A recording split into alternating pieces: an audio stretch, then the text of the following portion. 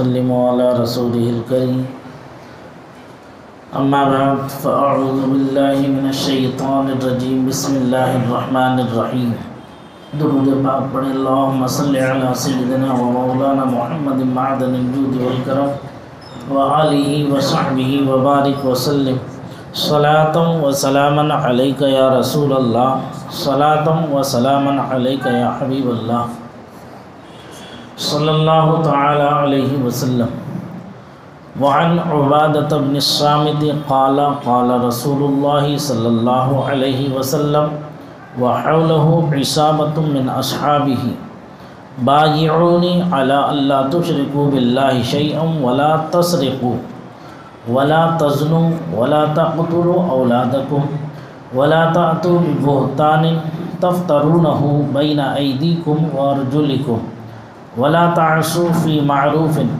فمن وفى منكم فأجره على الله ومن أصاب من ذلك شيئا فعوقب به في الدنيا فهو كفارة له ومن أصاب من ذلك شيئا ثم ستره الله عليه فهو إلى الله إن شاء عفا عنه وإن شاء عاقبه فبايعناه على ذلك متفق عليه۔ حضرت عبادہ بن صامت رضی اللہ تعالیٰ عنہ سے روایت ہے کہ جب رسول اللہ صلی اللہ علیہ وسلم کے ارد گرد آپ کے اصحاب کی جماعت موجود تھی تو آپ نے فرمایا اے لوگوں مجھ سے بیعت کرو اس بات پر کہ تم اللہ کے ساتھ کسی چیز کو شریک نہ کرو گے اور نہ چوری کرو گے نہ زنا کرو گے اور نہ اپنی اولاد کو قتل کرو گے اور نہ اپنے ہاتھوں اور پاؤں کے درمیان بہتان گڑھو گے اور کسی نیک کام میں نافرمانی نہ کرنا تو جو شخص پورا اترے گا اس کا اجر و ثواب اللہ کے ذمہ کرم پر ہے، اور جو ان میں سے کسی چیز کا مرتکب ہوگا پھر دنیا میں ہی اسے اس کی سزا مل گئی تو وہ اس کے لیے کفارہ و ذریعہ معافی بن جائے گا، اور جو شخص ان میں سے کسی چیز کا مرتکب ہوا پھر اللہ نے اس کی پردہ پوشی کی تو اس کا معاملہ اللہ کے سپرد ہے، چاہے تو اسے معاف کرے اور چاہے تو اسے سزا دے۔ تو ہم سب نے اس پر آپ کی بیعت کی۔ یہ آج کا درس حدیث نمبر 16 ہے۔ حضرت عبادہ بن صامت رضی اللہ تعالی عنہ یہ جلیل القدر صحابی رسول ہے، ان کا شمار اصحاب بدر میں سے ہوتا ہے، یہ بدری صحابی ہیں۔ بدری اصحاب جو ہیں ان کے لیے دنیا میں ہی اللہ کے رسول صلی اللہ علیہ وسلم نے جنت کی بشارت دے دی کہ جتنے بھی اصحاب بدر ہیں وہ سب کے سب جنتی ہیں الحمدللہ۔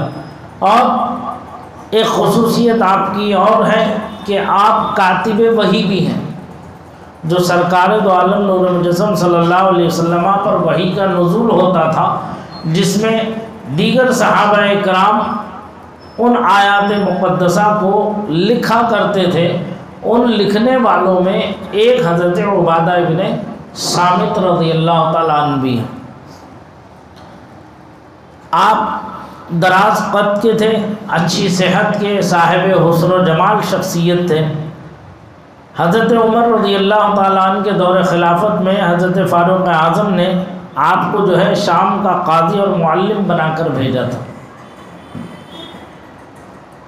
آپ سے یہ حدیث مروی ہے کہ انہوں نے کہا کہ رسول اللہ صلی اللہ علیہ وسلم کے گرد ایک مرتبہ ایک دن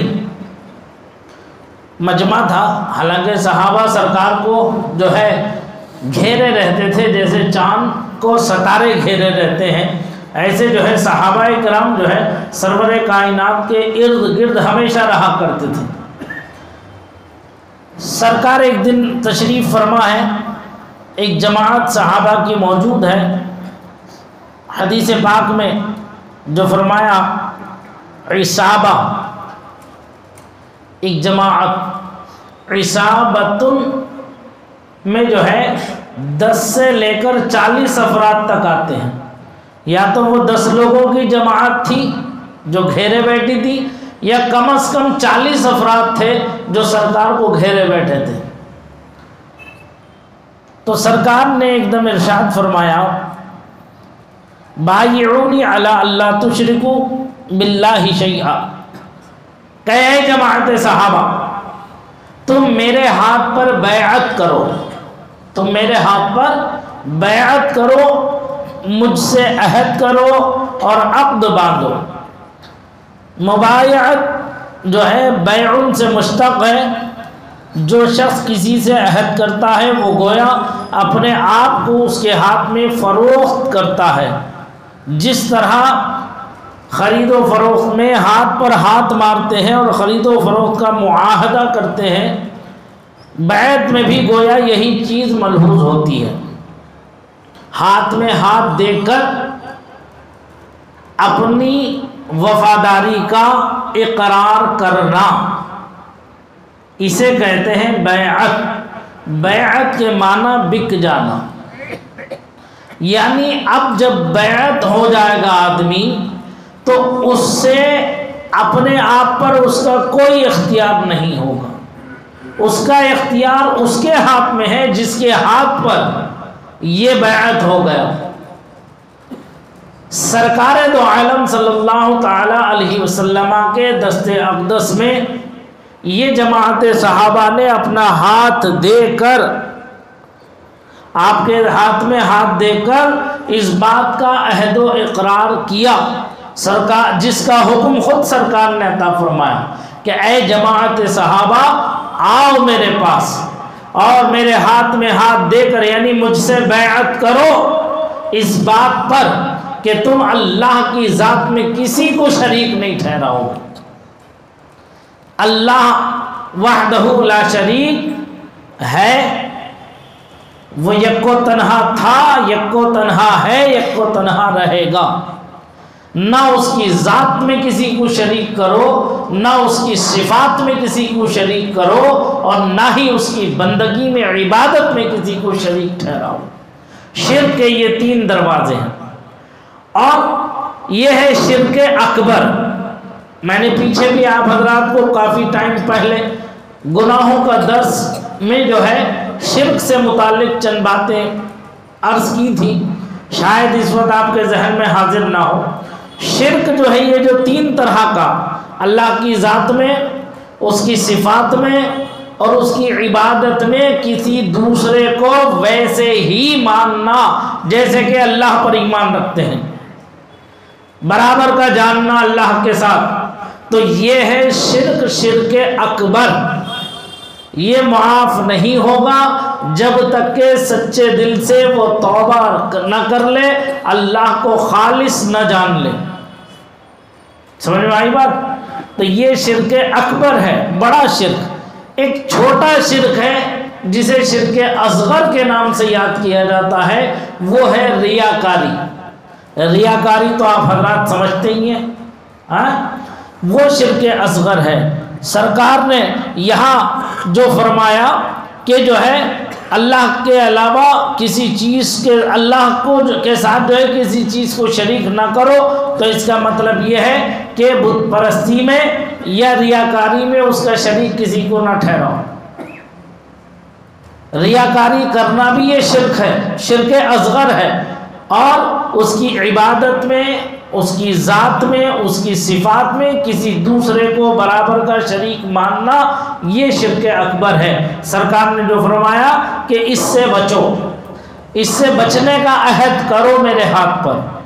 دوسرا سرکار نے فرمایا وَلَا تَسْرَقُوا، چوری نہ کرو. کس بات کا عہد کرو میرے ہاتھ میں؟ دوسرا جو ہے چوری نہ کرو. چوری بھی گناہ عظیم ہے. تیسرا فرمایا وَلَا تَزَنُوا، اور زناکاری بدکاری سے بچنے کا عہد کرو، زنا کے قریب نہ جانے کا عہد کرو. سرکار نے ایک موقع پر ارشاد فرمایا، ایک حدیث پاک میں حضرت علی کو فرمایا، 3 چیزوں کی وصیت فرمائی کہ اے علی تمہیں 3 چیزوں کی وصیت کرتا ہوں. نمبر 1 فرض کا وقت آ جائے تو اس کی ادائیگی میں تاخیر نہ کرنا۔ نمبر 2، لڑکا یا لڑکی جوان ہو جائے تو ان کے نکاح میں تاخیر نہ کرنا۔ نمبر 3، میت اگر ہو جائے تو اس کے دفنانے میں دیر نہ کرنا۔ 3 چیزوں کو اسے اپنی گرہ میں باندھ لینا۔ فرض نماز کا آپ بارہا سن چکے ہیں، زندگی کا کوئی بھروسہ نہیں ہے، کب کسے آ جائے اور وہ نماز ہمارے ذمہ باقی رہ جائے، اس لیے اس میں تاخیر نہ کی جائے۔ اول وقت میں جیسے نماز کا وقت ہوا، پہلے اول وقت میں اس نماز کو ادا کر لیا جائے تاکہ فرض جو ہے وہ ذمے سے ثابت ہو جائے۔ دوسرا، لڑکا یا لڑکی جوان ہو جائے تو ان کی شادی میں تاخیر نہ کرنا۔ کیوں؟ اس لیے کہ وہ کہیں زنا جیسے فعل بد میں نہ مبتلا ہو جائے۔ اگر ان سے زنا جیسا کوئی فعل بد سرزد ہو جائے تو اس کے گناہ میں اس کے ماں باپ جنہوں نے اس کی شادی میں تاخیر کی ہے، ماں باپ نہ ہو تو اس کے والی، اس کے سرپرست، اس کا بڑا بھائی ہو یا چچا ہو یا تایا ہو یا خالو ہو یا پھوپھا ہو، جس کی بھی سرپرستی میں وہ آتے ہوں، اگر وہ زنا جیسے فعل بد میں مبتلا ہو گئے تو اس گناہ کے عذاب سے یہ بھی نہیں بچ پائیں گے۔ سمجھ میں آ گئی بات؟ تو اس لیے نکاح میں جلدی کرو۔ آج دنیا حرام کاری کی طرف، بدکاری کی طرف، زنا کی طرف بہت تیزی کے ساتھ قدم بڑھا رہی ہے۔ یورپ کی سرزمین پر، امریکہ کی سرزمین پر شاید اگر آپ نظر اٹھا کر کے دیکھیں گے تو شاید ہی 0.1% آج کے زمانے میں کوئی حلالی ملتا ہوگا، ورنہ اکثریت جو ہے زنا جیسی بدکاری سے پیدا ہونے والے لوگ ہیں۔ اسی لیے ان کے اوپر سے شرم و غیرت کا پردہ ختم ہو چکا، حیا کا پردہ ختم ہو چکا۔ اللہ نے عورت پر حیا کا پردہ ڈال رکھا ہے، اس لیے عورت جب تک اس پردے کے اندر ہے اس کی عصمت، اس کی عزت محفوظ ہے۔ جس دن وہ حیا کا پردہ اتر گیا، بے شرمی اور بے غیرتی اس پر غالب ہو گئی، تو الامان الحفیظ کہ پھر حال ایسا ہوگا کہ لوگ جو ہے راستوں میں زناکاری کرتے ہوئے ایسے جیسے جانور آپس میں ایک دوسرے سے ملتے ہیں، ایسے یہ انسان نما 2 پیر کے جانور آپس میں ملتے ہوئے نظر آئیں گے۔ آپ اسے گوا کی سرزمین پر دیکھیں گے، جیسا کہ سننے میں آیا ہے، جو لوگ جاتے ہیں وہاں کے حالات بیان کرتے ہیں۔ آپ امریکہ میں دیکھ لیں، افریقہ آپ یورپ کی دیگر ممالک میں دیکھ لیں کہ کیا حالات ہیں زناکاری بدکاری کے۔ میاں بیوی دونوں راستے سے گزر رہے ہیں، ادھر سے کوئی اجنبی شخص اپنی بیوی کے ساتھ گزر رہا ہے، اس کا دل اس کی بیوی پر آ گیا، اس کا دل اس کی بیوی پر آ گیا، یہ آگے بڑھا، اس کی بیوی کا ہاتھ پکڑ لیا، اس نے اس کی بیوی کا ہاتھ پکڑ لیا، یہ دونوں ادھر کو گئے، وہ دونوں ادھر کو گئے، کوئی شرم نہیں، غیرت نہیں، حیا نہیں۔ یہ انسانیت ہے؟ یہ اللہ کا کرم، اس کا فضل و احسان ہے کہ اہل ایمان پر کہ اللہ تعالیٰ کا خوف ان کے دلوں میں ہے اور حیا کا پردہ ہماری ماؤں بہنوں کے اوپر پڑا ہوا ہے، اس لیے یہ ابھی تک بچی ہوئی ہیں، اور جن کے اوپر سے یہ اتر گیا ہے الامان الحفیظ، ان کا حال بھی بڑا خراب ہے۔ سمجھ میں آ رہی بات؟ تو سرکار نے کیا فرمایا؟ وَلَا تَزَنُوا، زنا اور بدکاری جیسے فعل بد میں مبتلا نہ ہونے کا مجھ سے عہد کرو۔ اور آقا نے ارشاد فرمایا وَلَا تَقْتُلُوا أَوْلَادَكُمْ، اور اپنی اولاد کو قتل نہ کرو، جیسا کہ جاہلیت کے زمانے میں تنگ دستی کی وجہ سے، غربت و افلاس کی وجہ سے بچوں کو مار دیا کرتے تھے۔ جیسے آج کے یہ پڑھے لکھے جاہل جو بڑے بڑے کالجوں میں اسکولوں میں پڑھنے کا دعویٰ کرتے ہیں اور اس پر یہ کہتے ہیں ہم دو ہمارے دو بہت ہیں، اس سے زیادہ کی ضرورت و حاجت نہیں. ان سے پوچھیں کہ کیوں ضرورت نہیں ہے، کیوں حاجت نہیں ہے، تو کہتے ہیں کمائے گا کون، کھلائے گا کون، کہاں سے ان کی تعلیم، ان کی تربیت، ان کی پرورش کا ہم ذمہ لیں گے؟ ارے تو کھلا رہا، تو پلا رہا ہے، تیری اوقات، تیری حیثیت، تیری جرات کہ کوئی کسی کو کھلا دے پلا دے؟ پروردگار عالم ارشاد فرماتا ہے ان اللہ یرزق من یشاء بغیر حساب، بے شک اللہ جسے چاہتا ہے بغیر حساب و کتاب کے عطا فرماتا ہے. جب وہ خالق و مالک بغیر حساب کتاب کے دے رہا ہے تو تم کس چیز کا حساب لگا رہے ہو؟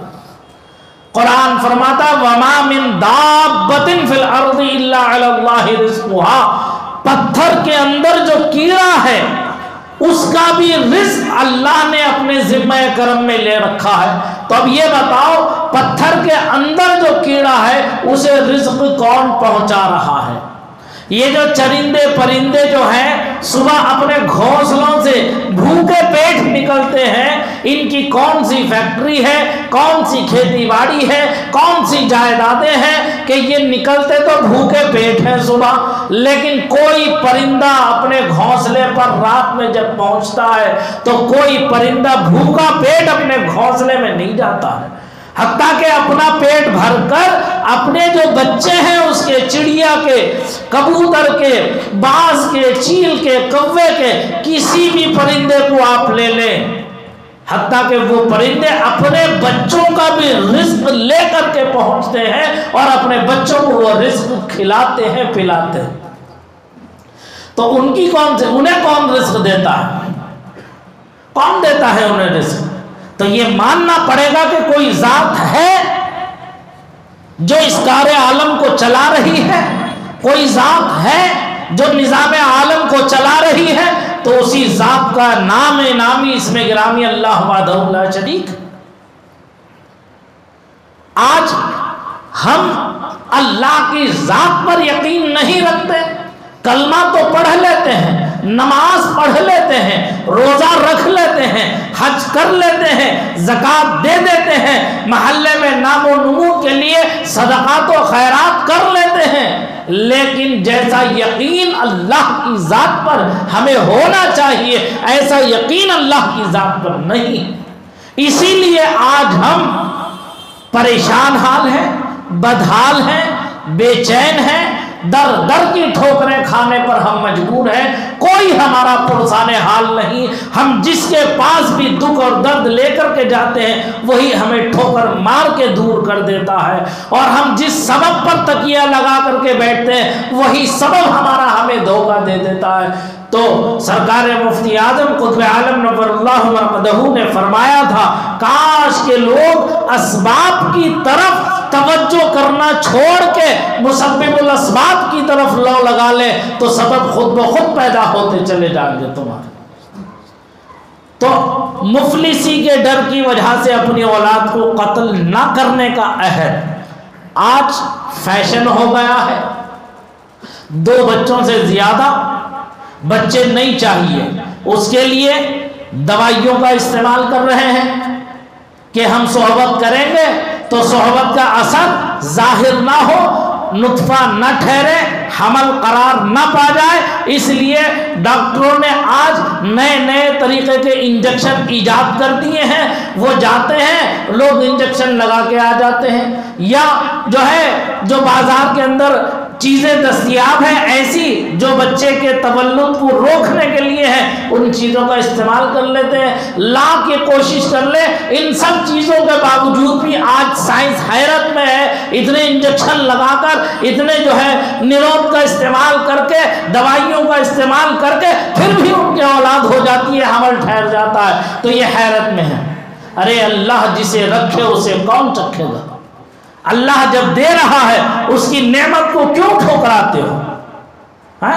تو اب یاد رکھو ڈاکٹر کبھی کبھی ڈرا دیتے ہیں اتنا کہ اب اگر تم نے اس حمل کو نہ گرایا تو جان جانے کا خطرہ ہے. یہ ڈراتے ہیں. زندگی موت اللہ کے دست قدرت ہے، قدرت میں ہے. یاد رکھو 120 دن جب حمل کو ہو جاتے ہیں، یعنی 4 مہینے کا عرصہ جب حمل کا گزر جاتا ہے، 4 مہینے یعنی 3 چلے، 40 دن کا ایک ایک چلہ ہوتا ہے جو شکم مادر پر ایک فرشتہ اللہ کی جانب سے مقرر رہتا ہے، وہ چلہ کرتا ہے۔ چلہ کائے کا چلہ؟ جب نطفہ ٹھہرتا ہے شکم مادر میں، جب نطفہ پہنچتا ہے تو اللہ کی طرف سے وہ فرشتہ مقرر ہوتا ہے اور وہ چلہ کرتا ہے۔ کیا پڑھتا ہے چلے میں؟ حدیث پاک میں فرمایا گیا ہے، وہ پڑھتا ہے یا ربی نطفہ، یا ربی نطفہ، یا ربی نطفہ، اے پروردگار یہ نطفہ ہے، یہ نطفہ ہے، یہ نطفہ ہے۔ 40 دن تک اس کا یہی عمل رہتا ہے۔ جب 40 دن کے بعد وہ منی کا قطرہ جو مرد کا عورت کے رحم میں پہنچتا ہے، وہ خون بستہ کی شکل اختیار کرتا ہے، خون کی شکل اختیار کرتا ہے، تو پھر 40 دن کے بعد وہی فرشتہ دوسرا چلہ پڑھتا ہے، یا ربی مضغہ، یا ربی مضغہ، اے پروردگار یہ خون بستہ ہے، یہ خون بستہ ہے، یعنی جمع ہوا خون ہے۔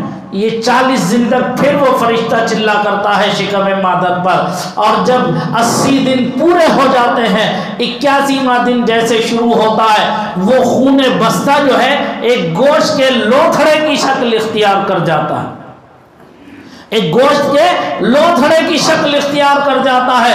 تب پھر وہ 40 دن تک وہ فرشتہ جو ہے ایک اور وظیفہ پڑھتا ہے، یا ربی علقہ، یا ربی علقہ۔ پھر جو ہے 40 دن جب پورے ہو جاتے، یعنی یہ 3 چلے جب پورے ہو جاتے، 120 دن پورے ہونے کے بعد اللہ تبارک و تعالی کے حکم سے وہ فرشتہ وہاں پہنچتا ہے، جو بزرگوں نے کی زبان پر آپ نے سنا ہوگا، پہنچی وہیں پہ خاک جہاں کا خمیر تھا۔ یہ جملہ سنتے ہو نہیں سنتے ہو؟ پہنچی وہیں پہ خاک جہاں کا خمیر تھا، تو جس قبر میں اسے دفن ہونا ہے اس قبر کی مٹی لے کر کے وہ فرشتہ شکم مادر میں پہنچ کر اس کا پتلا بنا کر کے جو ہے اسے گون کر کے اس بچے کی شکل و صورت کو بناتا۔ 120 دن کے بعد جب وہ پورا پتلا تیار ہو جاتا ہے تو پھر اس کے اندر جو ہے روح ڈال دی جاتی ہے۔ اب اگر کسی نے، یاد رکھنا، 120 دن پورے ہونے کے بعد اب اگر کسی نے ابورشن کرایا، حمل گرایا، حمل توڑا، تو اس کے قتل کا الزام اور اس کے سر آئے گا جو جو اس کے اندر شریک ہوں گے۔ حمل گرانے میں جو جو شریک ہوں گے اس کے قتل کا الزام جو ہے، قتل کی سزا کے وہ مستحق بنیں گے۔ کیوں؟ کیونکہ اب اس کے اندر جان پڑ گئی۔ اب جان پڑھنے کے بعد اسے مارنا یہ قتل ہے، یہ قتل ہے، اور قتل کے لیے فرمایا جو ہے قاتل جو ہے وہ جہنمی ہے، جہنمی۔ ایک موقع پر حضرت صدیق اکبر رضی اللہ تعالی عنہ اور حضرت فاروق اعظم کا جب دور خلافت آیا حضرت فاروق اعظم کا، تو آپ نے خلیفۃ المسلمین کی حیثیت سے ایک زانیہ کے حق میں فیصلہ دیا۔ کیا فیصلہ دیا؟ کہ اسے لے جا کر کے سنسار کر دیا جائے، جبکہ وہ حاملہ تھی۔ اب اسے لے کر کے راستے سے جا رہے تھے سنسار کرنے کے لیے، پتھر مارنے کے لیے، تو ادھر سے امیر المومنین سیدنا حضرت علی کرم اللہ تعالی وجہہ الکریم تشریف لا رہے تھے۔ معلوم فرمایا کیا حال ہے، کہاں جا رہے ہو؟ آج ہم بھی روڈ چلتے ہیں، ہم بھی راستے میں گزرتے ہیں، کسی کو کسی کی پرواہ نہیں ہے، کسی کو کسی کی فکر نہیں ہے، اونٹ کی طرح، زیبرا کی طرح منہ اوپر کو کیے ہوئے گزر جاتے ہیں۔ اگر کوئی سلام کرتا بھی ہے تو سلام کا جواب دینا اپنے لیے کسر شان سمجھتے ہیں، جبکہ حکم یہ ہے کہ راستے میں بیٹھو تو راستے کا حق ادا کرو۔ اگر تم حق ادا کر سکتے ہو تو راستے میں بیٹھو، ورنہ مت بیٹھو۔ راستے کا حق کیا ہے؟ اگر کوئی چلتا ہوا تمہیں سلام کرے، سلام کرنا سنت، اس کا جواب دینا واجب۔ سمجھ میں آ رہی بات؟ اس کا جواب دینا واجب۔ اگر چند لوگ بیٹھے ہوئے ہیں، کسی نے جواب نہ دیا تو سب کے سب گناہگار ہوں گے، مستحق عذاب ہوں گے، اور اگر ان میں سے کسی ایک نے جواب دے دیا تو سب پر سے وہ حکم ختم ہو جائے گا۔ سمجھ میں آ رہی بات؟ اور اگر راستے سے چل رہا کوئی اپنا بڑا، آپ کا بزرگ، کوئی آپ کا عالم، آپ کا شیخ، آپ کا پیر، یا آپ کی جماعت کا کوئی اہم فرد اگر راستے سے گزر رہا ہے، دینی بھائی ہے، کوئی عام آدمی بھی کیوں نہ ہو، اگر وہ مومن مسلمان ہے تو سلام کرنے میں پہل کیا کرو، سلام کرنے میں پہل کیا کرو۔ کسی نے کہا السلام علیکم تو 10 نیکیاں، ورحمت اللہ 20 نیکیاں، وبرکاتہ تو 30 نیکیاں، ومغفرتہ پڑھ لیا تو 40 نیکیاں اللہ اپنے کرم سے عطا فرماتا ہے۔ صرف زبان کے ہلانے کا خرچ ہے، باقی کچھ نہیں۔ تو ادھر سے حضرت علی تشریف لا رہے تھے، پوچھا کہ کیا حال ہے، کہاں جا رہے ہو؟ تو لے جانے والوں نے کہا امیر المومنین خلیفۃ المسلمین نے انہیں حکم فرمایا ہے کہ انہوں نے، چونکہ ان کا زنا ثابت ہو چکا ہے، اب ان کو سنسار کرنے کا حکم دیا گیا ہے۔ حضرت علی نے پوچھا کہ کتنا ٹائم گزر گیا تجھے؟ تو انہوں نے جیسے ٹائم بتایا کہ اتنا وقت گزر گیا، فرمایا ٹھہرو ٹھہرو، چلو میرے ساتھ، امیر المومنین کی خدمت میں چلو میرے ساتھ، واپس آؤ پلٹ کے۔ حضرت علی حضرت فاروق اعظم کی خدمت میں حاضر ہوئے، حاضر ہونے کے بعد میں عرض کیا اے امیر المومنین السلام علیکم، کیا آپ نے انہیں سنساری کا حکم دیا ہے؟ فرمایا ہاں اے علی جی، میں نے انہیں جو ہے زنا کے ثابت ہونے پر ان پر جو شریعت کا حکم ہے میں نے وہ لگا دیا ہے، انہیں جو ہے سنسار کرنا ہے۔ تو ارشاد فرماتے ہیں مولائے کائنات اے امیر المومنین، یہ عورت حاملہ ہے، اس کے حمل کو اتنا وقت گزر چکا ہے، اس کے پیٹ میں بچہ جو ہے وہ زندہ ہے، اب اگر اسے سنسار کیا جائے گا تو اس عورت کے ساتھ وہ بچہ بھی مرے گا، تو اس بچے کے قتل کا الزام کیا آپ اپنے سر لیں گے؟ اللہ اکبر کبیرہ، حضرت فاروق اعظم تھرا جاتے ہیں اور ارشاد فرماتے برجستہ لولا کا علی لہلک عمر، اللہ کی قسم اگر آج علی نہ ہوتے تو عمر ہلاک ہو جاتا، عمر ہلاک ہو جاتا۔ سمجھ میں آ رہی بات؟ حدیث ابھی آگے اور ہے، اس میں اب بہت سی ٹکڑے ہیں اس کے اندر، وقت پورا ہو چکا، وقت پورا ہو چکا، کہیں کوئی یہ نہ کہیں کہ ہمیں 10 منٹ کا کہہ کے آدھے گھنٹہ بٹھا لیتے۔ یہ بتاؤ یہ سب آپ کے کام کی باتیں ہیں کہ نہیں ہیں؟ ہاں، بیٹھنے سے آپ کو فائدہ حاصل ہو رہا ہے کہ نہیں ہو رہا ہے؟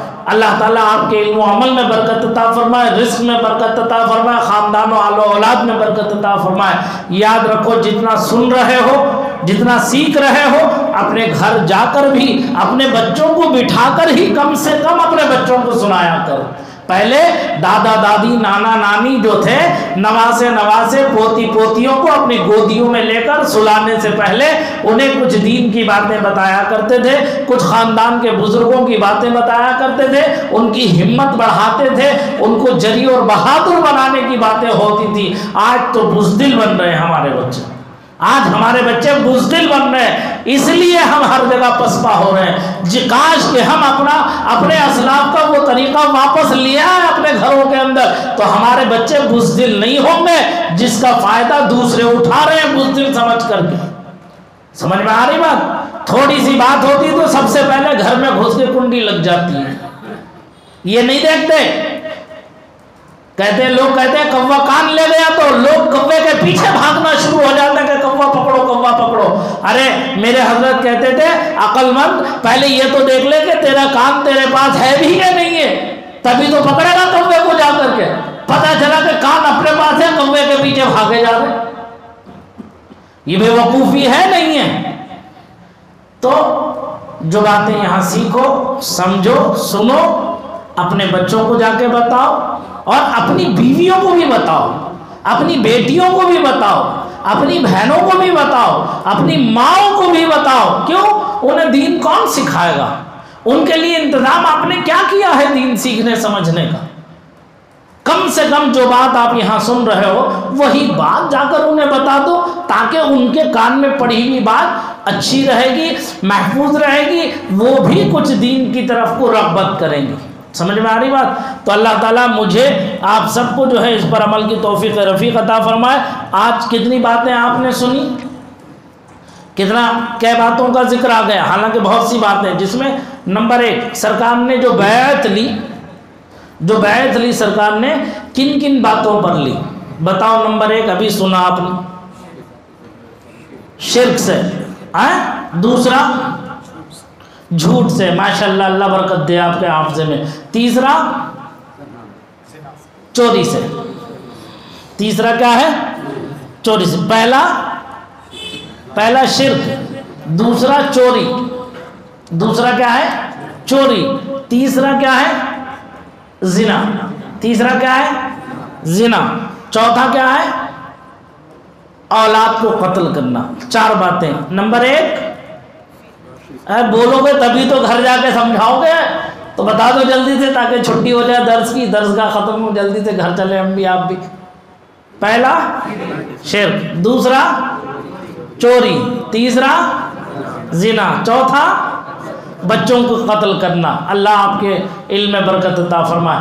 یہ چیزیں کم سے کم یہ 4 باتیں تو یاد رہیں گی نا، تو اپنی طرف سے آپ ایسی ملاوٹ نہ ہو کہ پورے دیسی گھی میں 100 گرام دیسی گھی اور پورا 900 گرام ڈالڈا ڈال دو اس کے اندر جا کے، نہیں، اگر 900 گرام دیسی گھی میں 100 گرام ڈالڈا پڑ جاتا تو چل جاتا ہے، لیکن 100 گرام دیسی گھی میں 900 گرام ڈالڈا ڈال دیا تو پورا ہی ڈالڈا ہو جائے گا۔ وہ سمجھ میں آ رہی بات؟